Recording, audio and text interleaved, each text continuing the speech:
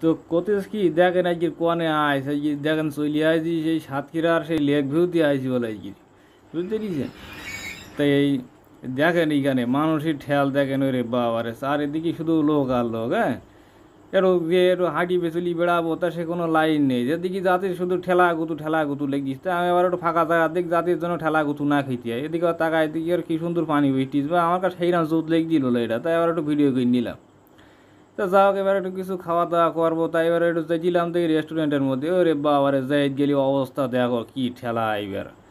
এই কিন্তু বললাম আর এক বিপদে, এইবার এর মধ্যে যাবো তা সে কোনো রকম লাইন পাতিসরি, তাই আমাদের কী অবস্থা, রাস্তা সব জ্যাম, আবার একটু ঠেলি গুটিও যাইতে পারছি না, আশেপাশে মাই ছেলি বেশি, আবার ঠেলা গুতু লাগলে হয়তো আর কেলান মেলান দিবানি, তো আর এইখানে এসে মুখে এসে পড়লাম আর এক বিপদে।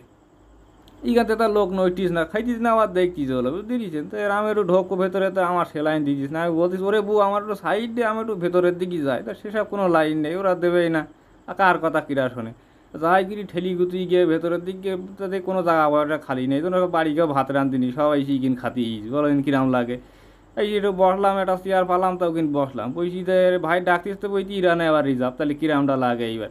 দূর করে ওখানতে উঠি চলে আসলাম, গিয়ে এবার ছাদের পরের দিক গেলাম, তো এখানে খালি পাওয়া যায় কি, আর তাই এখানে এসে দেখি সে একই অবস্থা, সব জুড়াই বুঝি দিই যেন এরা এরা জায়গা নেই, সবাই কিনে এসে বইছে।